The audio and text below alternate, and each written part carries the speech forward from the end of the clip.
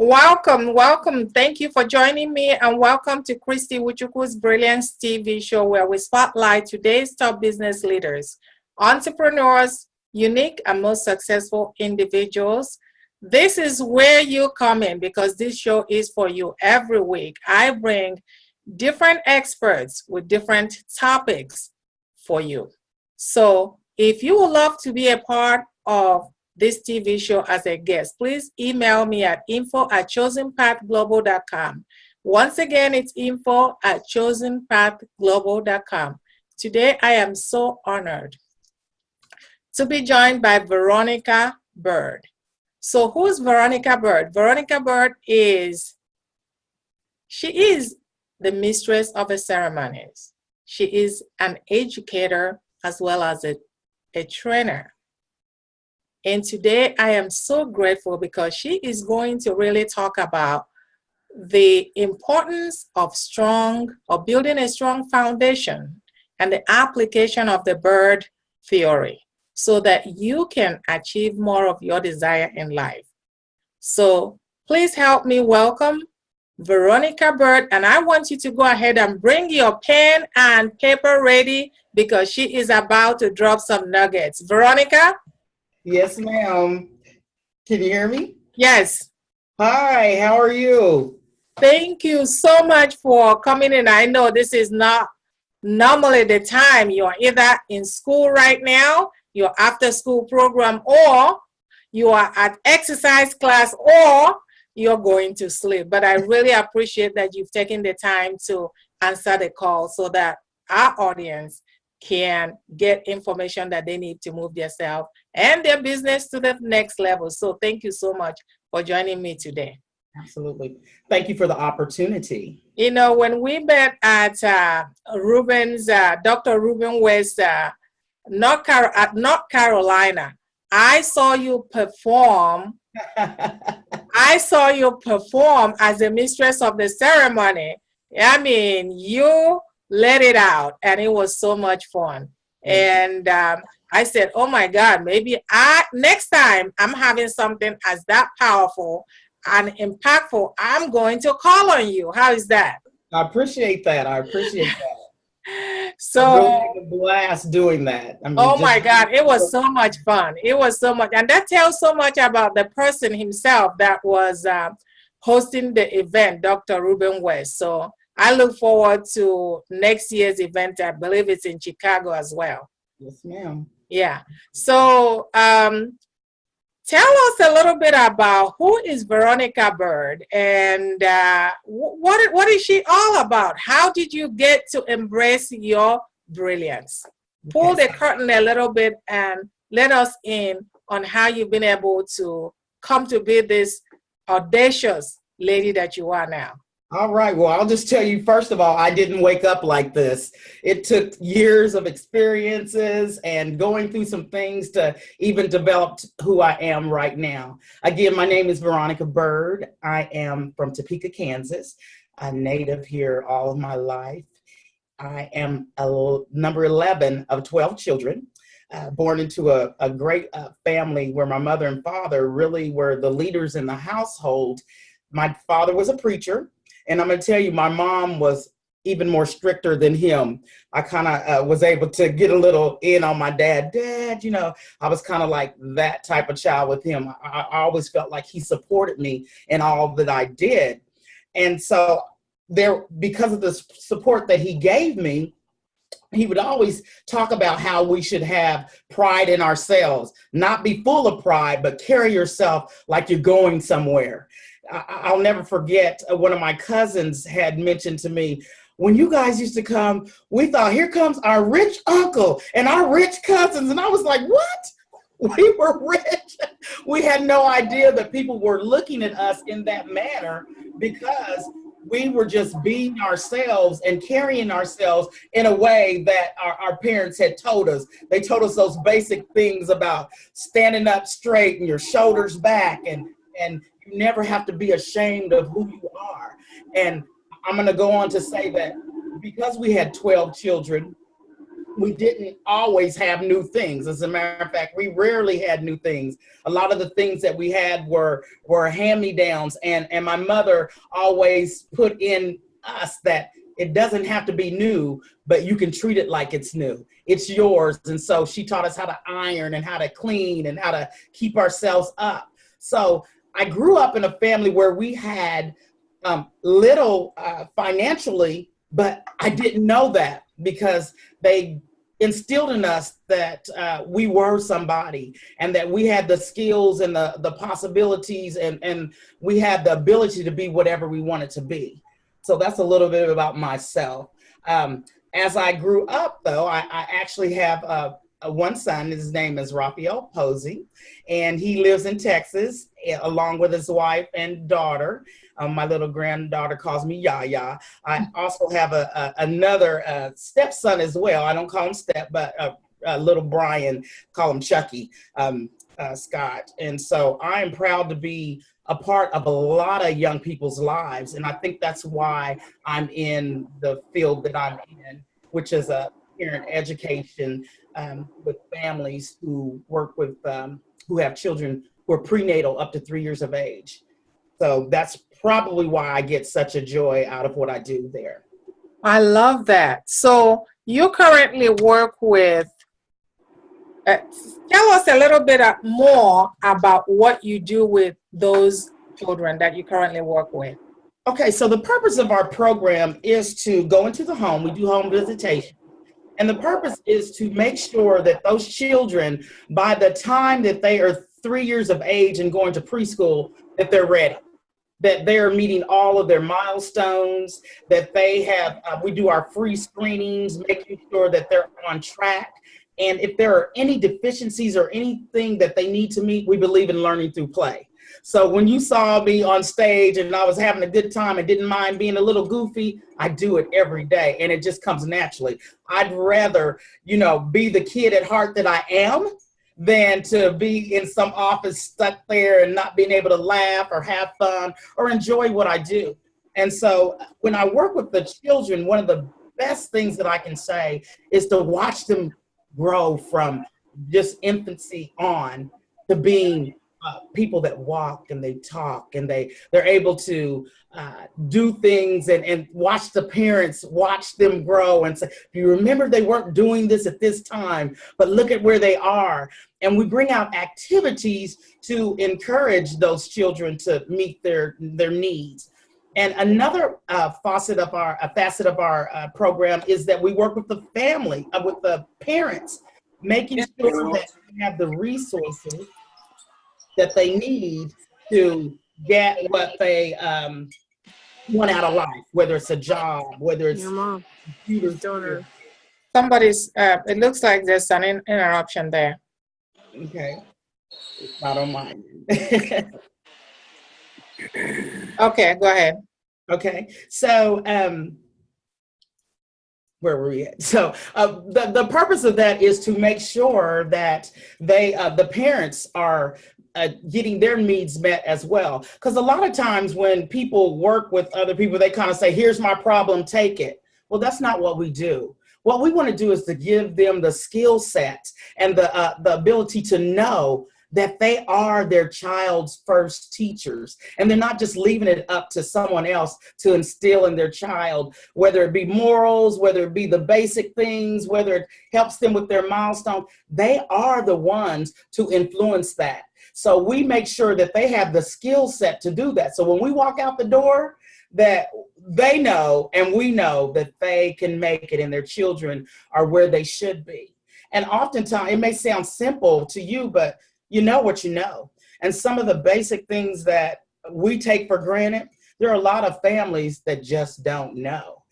We talk about eating at the table and talking and dining and everything. It's really funny how I was in a room with about 4 young people, and I'm talking about 20, something like that. And every one of us were in the room, and I looked at them. They were all just texting and da-da-da. Now we're all there in a room, able to talk and communicate and be able to enjoy conversation. And they're all just on their own little individual thing. And things are just different now. And so just to give those parents something to think about, it's not to make them what we were or how we grew up, but just to give them some tips on what got us to where we are today.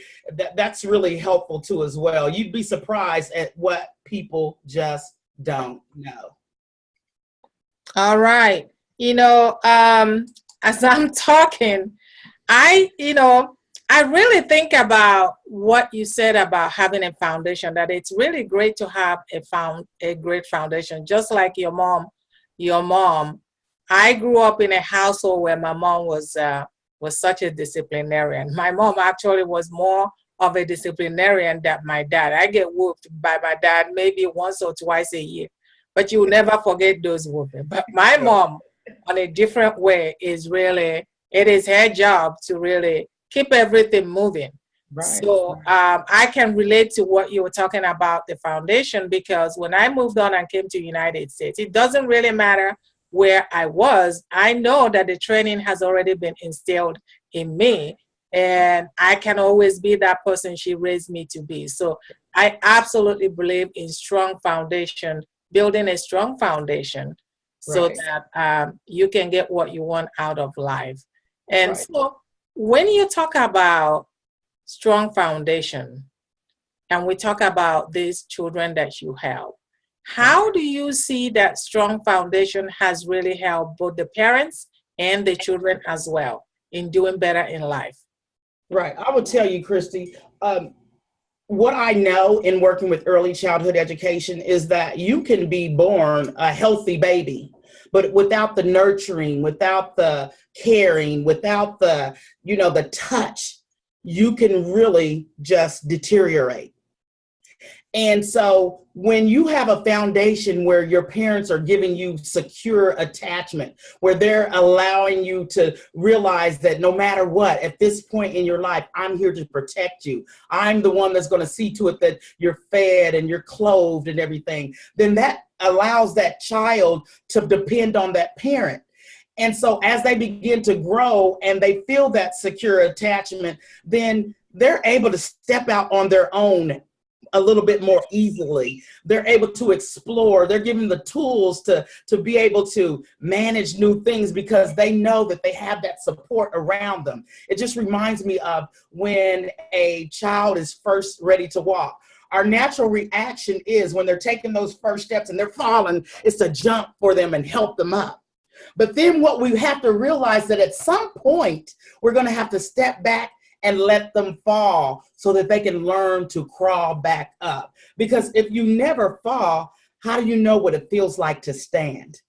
And I'm going to say that again, write this down. If you never fall, how do you think it's going to feel like to stand? You won't know.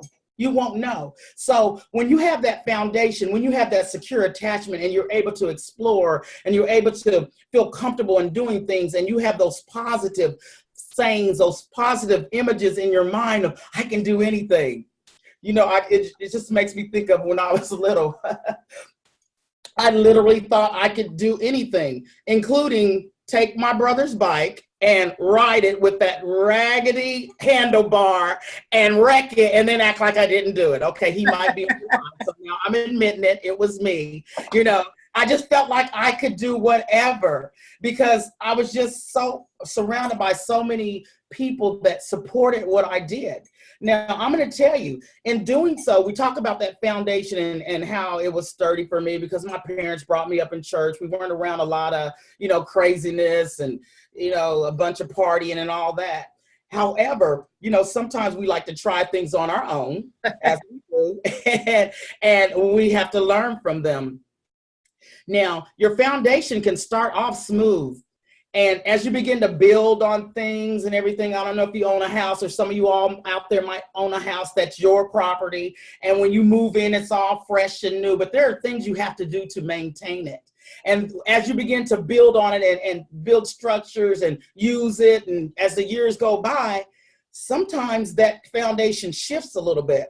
And when it shifts, as long as it still stays in place, you know what I mean? Then you're going to be all right. But let there be a crack in that foundation. even though there's all these superficial things up on top of it that look pretty, they look whatever, but if there is a crack in that foundation, that cement below, it causes some major problem. I don't know if anybody out there knows what I'm talking about, but when you stray away from those things that you know that are good and solid, and things that you know are good practices, at some point you're gonna have some issues with all this stuff that you're putting on top of that foundation. And then, you know, we say in our minds, we would never do that. That's not for me or whatever. But the more you hang around different situations, the more things become common to you, and you'll find yourself caught up. And at some point in my life, I was caught up. You know, I went through a lot of different stages. Even I was talking about how good I felt as a child. You know, I felt like I could do anything. But as time went on, I began to realize nobody really said my name. And it's really weird for somebody just to say, you're just one of them. Or that's one of the Byrd girls. When you hear them say all the rest of them, Chucky, Riley, Rosie, Virgil, Jimmy, Maxie, Clammy, Ann, Beverly, Teresa, when it gets to me, they just said, oh, we just know she's one of them. And at some point, I'm just like, but my name is Veronica, you know, hey. And they tell me now, because you can look back on things now, that I used to do things just to get attention. I didn't think I did, but I mean, I would do things just to say it's me. And they said I used to dance and sing and just be like a clown or whatever, because I was just trying to get attention. And when you don't have a name, or when you don't identify with something, then you will be forced to identify with what you go to. And I remember going to school, and it's really weird because at home I wanted to be noticed, but when I went to school, I just wanted to be like everybody else. And in doing so, I would begin to just fit in and just do different things that people would do that I knew wasn't right. But I just wanted to be what I would consider normal. They'd be like, no, you can't do that or whatever. And so when I did do some of those things, there were consequences to them. And what I know is because my parents always made me be responsible for what I did. They always made me be accountable, that when consequences came, I never would blame them on anybody else. I was able to stand and be firm with that. Even as an adult, I was one that I was a go-getter. If I wanted a car, I went and got a car because I worked to get a car. If I wanted a job, that's what I did, because I saw my dad work, and I saw my mom work in the home. And I felt like my dad was that strong, you know, go-get-em person. And that's who I thought I was like. But I was around my mother daily, and what she was a nurturer, and she took care of people, and I just thought she was soft, and I never wanted to be like that, because nobody's going to run over me, and I wanted to be like my dad. And as I grew later on, I realized that I was so much more like my mom than I ever thought I would be. Because I'm serious. I am very giving. I'm a server. I love to, you know, give and entertain. She didn't work. She worked with us. There was 12 of us, but she didn't work outside the home. But her job, in my opinion, was taking care of us, which was a big task. But for her, it was a joy. And when you can discover what you want to do in life, and when you can discover your path, you'll never lose it. When you discover your path, you will never lose your way. You'll never lose your way. And that's what some of the struggles we have in life are. We're trying to figure out who we are. We're trying to find our place in life. We're trying to figure out, you know, where we fit in. And that is a struggle. But some of the happiest people on this earth are the ones that figured out their why. And they figured out what makes them happy. And they figure out their purpose. That's a joy. You know, I'm glad you said that, because being the 11th child out of 12, I can only imagine, just like you said, when it got to your name, nobody knows your name. And the same thing, like you said, happens in life. I know trying to fit in or trying to be recognized, it can be very daunting for a lot of people. I know for me, coming to the United States, it was really very challenging for me trying to fit in. And when I realized that nobody was even thinking about me. It was all in my head. When I released that, everything changed. And you heard me say, if I knew that nobody was even thinking about me, I would have gone ahead and do what I wanted to do all They're not along. even paying any attention to us, and we're worried about what they're thinking. Yes. Yeah, we're worried about what other people are thinking. So tell me, can you go deeper a little bit and take me into that journey? I've always said that we're always here when someone is on top, but we don't hear so much of the journey that they did to get there. Right. Now, for you to get where you are, I knew that your childhood, even though you had a strong background, when you got to be a teenager, there was a little challenge. So how did you get to be this brilliance now? Okay. Well, first of all, I still have not obtained where I am yet to go. I always love to grow. I always love to learn. And the thing that I can tell you most is I keep that childlike mentality. I'm not saying that I act like a child, but I learn from everybody and everything. Even when I'm watching a show on the television set, I'm thinking of how that can apply and how I can use that. I do deal with children 0 to 3. However, I do an after school program where I have the older children or older youth, and I learn from them each and every day. And I think that's what keeps me going, because I know what it's like to feel lonely. I know what it's like to feel like I've been abandoned. I know what it's like to go through situations where I've just like shut everybody out. Even though I'm smiling on the outside, on the inside, I'm just done. I'm just done. And I would give and give and give, because by nature, a lot of us as women are givers. We're protectors. That's what we do. But when you don't take care of you, then you suffer. And so I just would avoid dealing with myself just by focusing on everybody else. Here, let me do this for you. And here's this and all that. And so when I was 18, I actually had a child, and it may not seem like a big deal. There are people that have children every day, but back in the 80s, and your father is a Pentecostal preacher of one of the major church in your town, it's a big deal.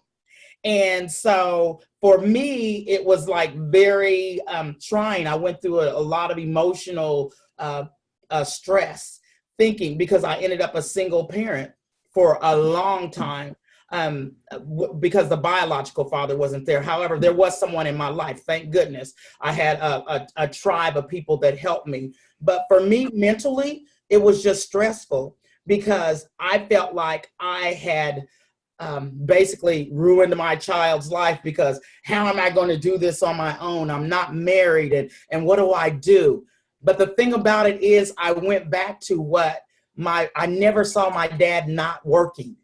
So I knew I had to get it on I never saw him not taking care of what he said was his, which were his children. My mother always took care of us before she took care of herself. So that was something that was within me. So I struggled a lot with just myself. Maybe people weren't looking at me a certain kind of way. Like you said, if you had known that they really wasn't paying no attention to you like that anyway, you probably could have been a lot better off. But this is a process that I had to go through. This is something that I had to experience, that loneliness. I had to experience a bad relationship. I had to experience a good relationship. I had to experience having a job. I had to experience losing a job. I had to experience all of these things, even though they weren't the norm of what I was raised around. I had to do it. Why do you say that? Because it wasn't for me.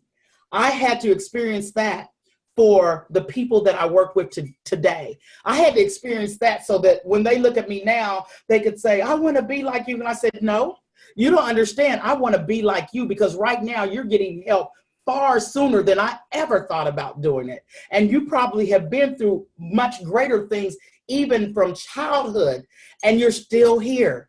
You have stamina, you have, potential, you have all these great qualities. So as I begin to think back on those things that I thought were challenging or mistakes or looking back on them, the only thing that's worse, the only thing that I know is that if I went through all those things and I didn't grow, it would be worthless.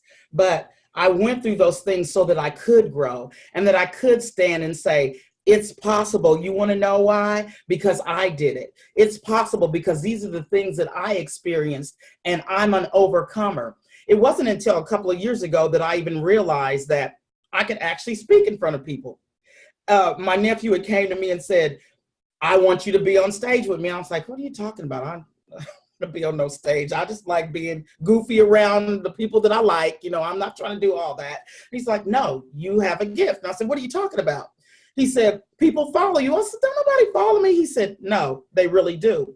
And I was at a reunion, my class reunion, several years back. And I remember not feeling like I fit in at school. I always felt like I was there, but, I wasn't the most popular, but I wasn't the, I was just there. I was in between. I was a cheerleader, but, my picture didn't make the book because I didn't make it to the pictures on time. I just never felt really good about that experience. However, at the reunion, I'd say at least 5 people came up to me and said, God, I love you because you were the first one that spoke to me. You were the person that made me feel the most comfortable in junior high and high school. And I'm like, what are you talking? I was? So if we can just be ourselves, you know what I mean? Be ourselves because everyone else is taken. You do not realize the impact and the effect that you'll have on people. And I was having an impact and didn't even know it. And sometimes that is good because when you get out of the starting block too soon and you're not prepared and you don't go through that process, then it can cause trouble, later on down the line. I work with babies and children, and I hear a bunch of parents saying, I want my child to walk. I said, hold on. They need to crawl first because there's a process.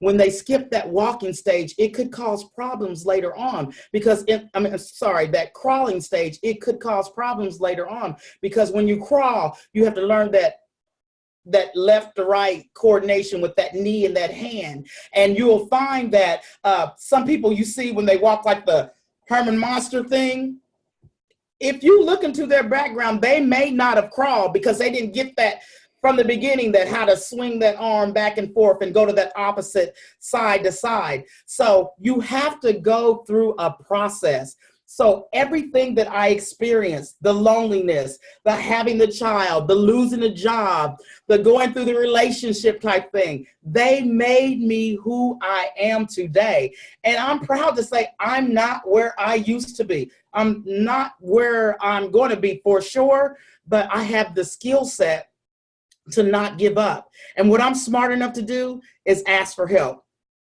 See, there was a time when I had got so into myself, I was so used to doing things on my own, I didn't need nobody to do anything. And I wasn't the type of person to say, I don't need you. I just did it myself.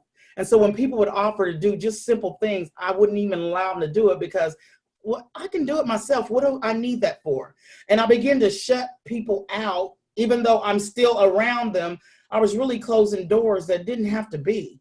And as we grow and as you go through life, I don't know what it is that you're going through. I don't know what it is that you've experienced, but there's always help. We talk about people that when they were younger, they were abused or they had lost out on some things. People have lost jobs. They put their life on the line and they've maybe told some things and people have put their information out and it's been very detrimental to them. And I want to say that don't give up on people just because of the things that they put you through or what you've been through. You've gone through those things for a reason. They're the process that you had to go through to get to where you are today. Now, is it always going to be easy? No. Is there always going to be something that you can talk about? Maybe not, but don't circumvent the process because it only makes you stronger. It only makes you stronger. Wow. You drop a lot of nuggets. As you are talking, I'm thinking of what's going on in business now, where everybody is preaching 6-figure and 7-figure. And there are people that are not even making $100 every day on a consistent basis. But when you're being preached 6 and 7 figure, you forget that there is a process that you have to go through. Because if you skip any of those processes, it's not going to work. Right. And I'm going to tell you, it's not going to work. Christy, you know, people look, they say the grass looks greener on the other side, but honey, you still have to cut it. You still have to mow it. So do not skip the process. Like you said, don't just assume that because people have 6 figures that it's easy. Because you can look in the news and see a lot of people with a lot of money, but they're miserable. And I'm going to tell you, my mother told me her greatest joy in life was taking care of her kids, all 12 of them. And I'm thinking, Lord, you do what you do, I'm going to do what I do. But, you know, it is what it is. If you find your purpose and you find your joy and you find what you need to do, then that's what makes it worthwhile. You don't have to make a lot of money to be happy, because there's a lot of people with a lot of money and they're not happy. They're just not happy. Absolutely. I want to talk about, you know, you talked about your journey and how you have to overcome it as an overcomer. Can you look back and tell us, why is it that someone else could have gone through what you've been through, having a child as a teenager, and not be able to make it in life, while somebody else like you have been able to make it in life? What is the difference between those? And can you talk about the BYRD theory? Okay, so let me tell you, with the first question you asked, what's the difference? Okay, so I use this analogy. I use the analogy of the boiling water. And so everybody knows, if you, a certain temperature, water is going to boil. It doesn't matter if you're in the bathroom, if you're in the kitchen, if you're in North America, South America, it doesn't matter. At a certain temperature, water is going to boil. If you drop an egg into that boiling water, that egg is going to get hard. If you, in that same boiling water, if you drop a potato into that boiling water, it's going to get soft. Now, it's the same boiling water, but it's the circumstances. So a lot of us have went through the same thing, but it's what we're made of. See, I had that foundation. I had that support. And I think about how valuable it was to me. Even when I was going through, I could think back on what I was given when I was younger, and what I was told, and the people that surrounded me, and how I had love, and I had somebody telling me I could do anything I needed to do. I had somebody telling me that they loved me, and I knew that I had somebody, if I went to them, they would protect me no matter what. And so I think about the children and the families that I work with, where they've never experienced that. And so I just ask you all in the audience who are listening right now, think about that thing that made you who you, that person that made you feel good about yourself, or that experience, whether it be a job that made you feel worthy, or a teacher, or your parent, and that person that just, the grandma, grandpa, that made you feel good. And then think about never having that. Now I want you to think about never having anything, always telling you're not good enough, always saying you're just like that one, and that one's a no good person, and you're never going to get him, and all you see is travesty, and you never see anybody being successful, and you never see anybody like you saying, I can be like them. You never have that encouragement. Think about how you feel. Think about how hard it would be to be successful and not have that. It's hard for me to think that I would have never had my mother, or my father, or my siblings, or the good teachers that I had. It's hard for me to think that I would never have had the friends that I've had in life to support me throughout thick and thin. Yes, we've had good times. Yes, we've had bad times, but we're still friends. Imagine never having any type of support. The thought of it makes me like, I don't even know what I do. I don't even know what I do. So that's where my BYRD theory comes in. We talked about me feeling like I didn't have a name because nobody really called me by my first name. However, they did call me by my last name, which was Byrd. And that's where I get the BYRD theory. And it's B, I had to start believing in myself. I had to realize that I am worthy. I am a child of God. I am worthy of whatever he says that it's in the book for me. Whatever, he'll give me the desires of my heart if I just do what I'm supposed to do. So thinking about, why is it good for them and not for me? It wasn't just promised to certain people, it's promised to me as well. So I had to start thinking, shoot, I'm not too bad of a person. I need to start, feeling good about myself. I've spent all my years telling everybody else, oh, you can do this and oh, you can do that. And I see them move on, yet and still I'm stuck here. It doesn't mean that I wasn't living. I mean, I was surviving, but I wasn't thriving. And I needed to get myself in a position where I knew I was worthy of moving forward. So I had to get my self-esteem up and know that, hey, I deserve this. I deserve to be happy. I deserve to be able to move on in life. And so once I began to believe in myself and say, this is not too bad of a girl here, I had to realize, that yesterday was history. It didn't matter what I went through in the past. I used those things that could have been negative things to move me forward. They are like my stepping stones. I use my rock bottom to be climbing steps, to step on them, to move myself forward.